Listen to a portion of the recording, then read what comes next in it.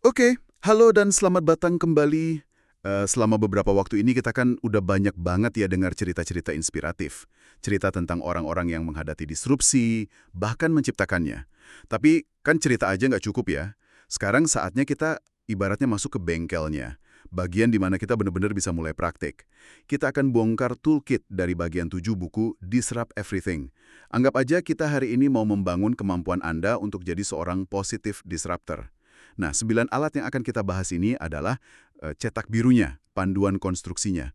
Misi kita, mengubah semua teori keren itu jadi tindakan nyata. Tepat.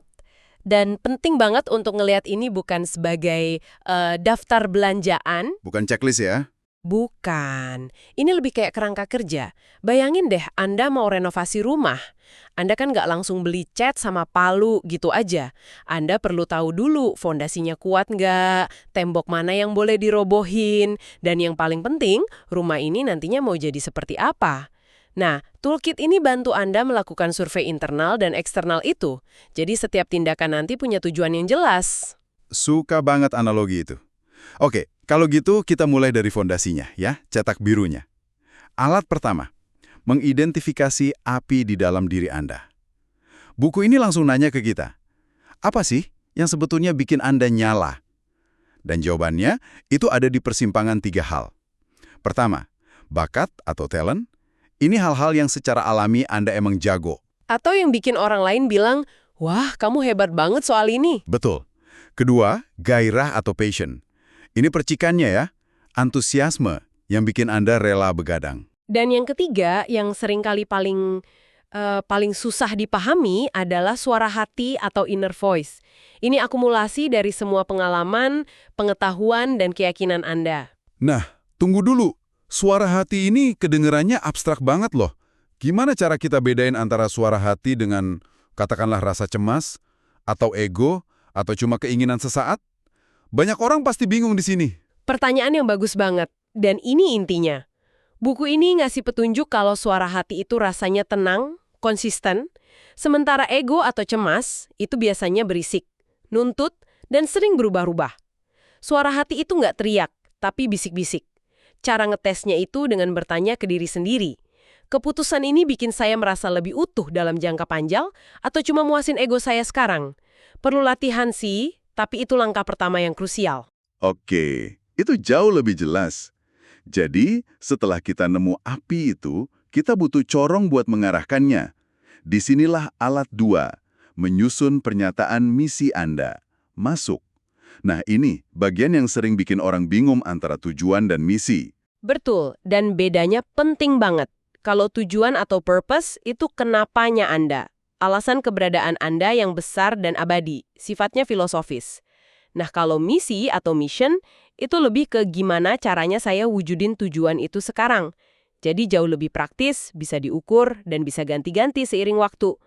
Misi itu strategi Anda buat ngejalanin tujuan. Contoh misi pribadi James Patterson di buku ini benar-benar kena buat saya. Ada cerita untuk semua orang. Jangan menghalangi cerita itu menyentuh sesuatu dalam jiwa. Rasanya personal banget, tapi juga jadi filter yang jelas buat setiap proyek yang dia ambil.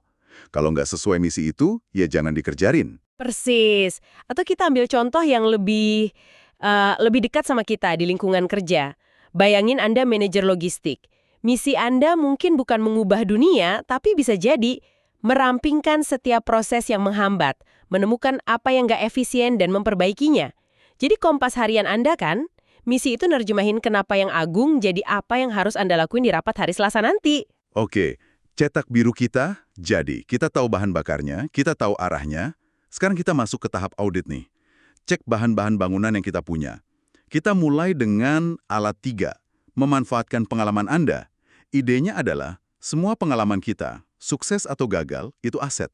Dan ada satu gerakan keren yang mereka sebut, check your receipts, cek struk belanja Anda. Saya suka banget istilah ini. Ini kayak pas Anda ragu bisa lari 5K, terus iseng buka aplikasi lari dan sadar, loh, minggu lalu aku udah lari 3K, bulan lalu malah pernah 4K. Pasti bisa ini. Ini tentang ngumpulin bukti nyata buat ngelawan suara keraguan di kepala kita. Coba deh, pikirin satu momen sulit di masa lalu yang berhasil Anda lewati. Itulah stroke Anda, bukti bahwa Anda bisa. Itu poin yang bagus. Tapi buku ini juga ngasih peringatan penting. Pengalaman memang bikin kita percaya diri, tapi ada jebakannya. Jebakannya adalah kita jadi terlalu ngandelin strategi lama. Apa yang berhasil 5 tahun lalu belum tentu relevan hari ini. Jadi, cara ngelihat pengalaman itu bukan sebagai naskah yang harus diikuti kata per kata, tapi sebagai toolkit, kotak perkakas. Anda punya palu, obeng, gergaji dari masa lalu, tapi Anda harus kreatif mutusin alat mana yang dipakai buat proyek yang benar-benar baru di depan Anda. Nah, itu poin krusial. Kalau pengalaman adalah salah satu alat apa lagi yang sering kita lupain? Ini nyambung banget ke alat 4, inventarisasi sumber daya Anda. Kita sering mikir sumber daya itu ya cuma soal uang di bank. Padahal itu cuma puncak gunung es. Sumber daya Anda yang sebenarnya mungkin adalah jaringan pertemanan Anda, sisa energi 2 jam tiap malam setelah anak-anak tidur, atau bahkan pengetahuan spesifik dari hobi aneh Anda. Pertanyaannya bukan berapa banyak uang saya, tapi apa saja yang bisa saya kerahkan saat ini, sekecil apapun itu. Anda bakal kaget nemuinnya. Dan dari semua sumber daya itu, ada satu yang paling bisa jadi pendorong atau penghambat. Ini membawa kita ke alat 5, menganalisis hubungan Anda. Buku ini bilang, hubungan itu bisa jadi headwinds, angin dari depan yang bikin berat, atau tailwinds, angin dari belakang yang ngedorong kita maju. Buat daftar orang-orang kunci dalam hidup Anda, profesional, pribadi. Terus kasih skor dari -5, sangat menghambat, sampai +5, sangat mendorong. Tujuannya bukan buat ngejudge ya, tapi buat dapat kesadaran. Siapa yang perlu Anda ajak ngopi lebih sering, dan percakapan sama siapa yang mungkin perlu dikurangi. Ini tentang secara sadar merancang lingkungan sosial yang mendukung misi Anda. Oke, audit selesai, kita udah punya cetak biru, udah cek material, sekarang bagian serunya. Strategi konstruksi, gimana kita akan bertindak? Disinilah alat 6, menentukan peran ideal Anda untuk saat ini jadi relevan banget. Buku ini memetakan 5 peran yang bisa kita mainkan. Dan yang paling penting di sini itu bukan hafal kelima perannya, tapi paham wawasan kuncinya. Disrupsi yang efektif itu bukan tentang siapa Anda, tapi tentang siapa yang dibutuhkan situasi saat ini. Jadi identitas itu alat strategis, bukan sesuatu yang statis. Kelima peran itu pada dasarnya pilihan strategi. Coba kita pecah biar gampang ya. Kalau Anda mau perubahan dan lebih suka kerja sendiri, Anda adalah trailblazer, si pelopor. Kalau Anda butuh stabilitas dan harus gerak cepat sendiri, Anda firefighter, pemadam kebakaran. Benar, terus di sisi kolaboratif, kalau Anda mau perubahan besar dan butuh dukungan banyak orang, Anda jadi torchbearer, pembawa obor. Kalau mau jaga stabilitas dan perlu koordinasi tim, Anda fire chief, kepala pemadam. Dan ada satu peran unik, tinder gatherer, pengumpul bahan bakar. Ini kalau situasinya belum jelas, dan tugas Anda itu ngumpulin data dan informasi dulu. Contoh Emma di buku ini bener-bener ngebuka mata loh. Dia nggak kejebak di satu peran. Saya jadi mikir, jangan-jangan banyak dari kita gagal bukan karena strateginya salah, tapi karena kita pakai peran yang salah untuk situasinya. Kita nyoba jadi trailblazer, padahal yang dibutuhin itu jadi tinder gatherer dulu. Tepat sekali. Emma itu nunjukin fluiditasnya dengan sempurna. Dia mulai sebagai tinder gatherer, sabar, wawancara pelanggan, ngumpulin data.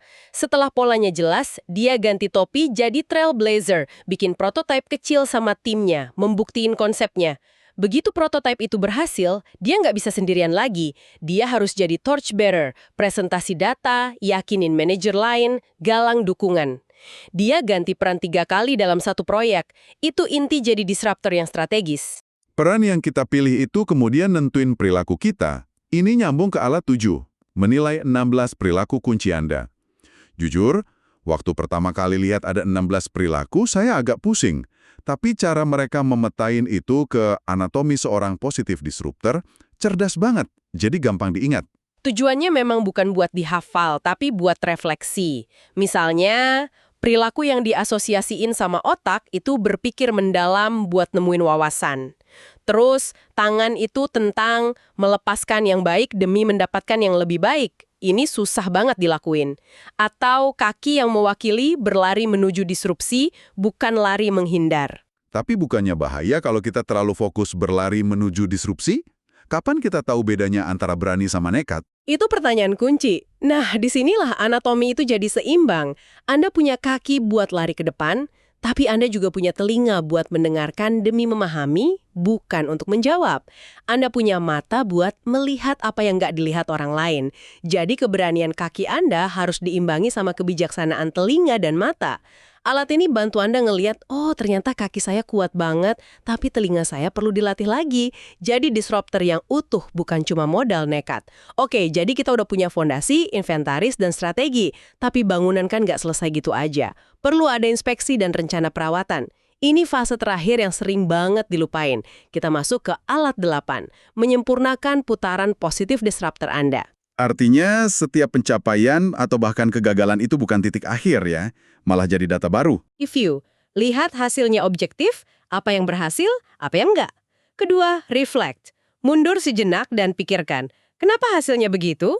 Apa dampaknya? Ketiga, revise, berdasarkan refleksi tadi, apa yang perlu diubah. Dan terakhir yang paling penting, recommit, perkuat lagi komitmen Anda untuk maju. Kisah Posi Foundation di buku itu contoh sempurna. Mereka nggak puas sama sukses awal. Mereka terus-terusan revisi model mereka buat dampak jangka panjang. Dan akhirnya, semua kepingan puzzle ini disatuin di alat pamungkas, alat 9, merencanakan peta jalan disruptif Anda. Kalau tadi kita pakai analogi membangun, alat terakhir ini kayak dokumen serah terima proyek yang juga jadi rencana renovasi berikutnya. Atau lebih sederhananya, ini kayak Google Maps buat disrupsi Anda. Anda udah tahu tujuannya, results. Anda udah cek kondisi lalu lintas, situation. Nah sekarang tinggal bikin rute belokan demi belokan yang praktis. Use, gunakan sumber daya, plan buat rencana detail, telekomunikasikan, execute lakukan, dan jangan lupa refine, putar lagi ke alat 8. Ini cara mengubah ide besar yang tadinya terasa mengintimidasi, jadi serangkaian langkah kecil yang bisa Anda mulai kerjakan hari ini. Jadi kalau kita tarik benang merahnya ya, menjadi positif disruptor itu ternyata bukan soal bakat magis atau kepribadian bawaan lahir. Ini sebuah keahlian, sebuah set keterampilan yang bisa dipelajari dan dilatih. Kuncinya pakai alat yang tepat dengan kesadaran penuh. Mungkin setelah dengerin semua ini, kepala Anda agak penuh, nggak apa-apa. Pesannya bukan buat pakai 9 alat ini sekaligus. Coba pilih 1 atau 2 yang paling berbicara pada situasi Anda sekarang, mungkin mulai dengan mendefinisikan misi Anda atau audit hubungan Anda. Mulai dari sana. Terima kasih sudah bergabung dalam pembahasan mendalam ini. Sebelum kita benar-benar selesai, saya mau tinggalkan Anda dengan satu pertanyaan untuk direnungkan. Dari 9 alat yang udah kita bedah, coba tanyakan pada diri sendiri. Alat mana yang rasanya paling nggak nyaman? Paling canggung atau paling menantang untuk Anda coba besok. Seringkali jawaban atas pertanyaan itu justru menunjuk pada titik di mana pertumbuhan Anda yang paling signifikan akan dimulai. Disrupsi positif yang paling kuat seringkali lahir dari keberanian untuk melangkah ke dalam ketidaknyamanan itu.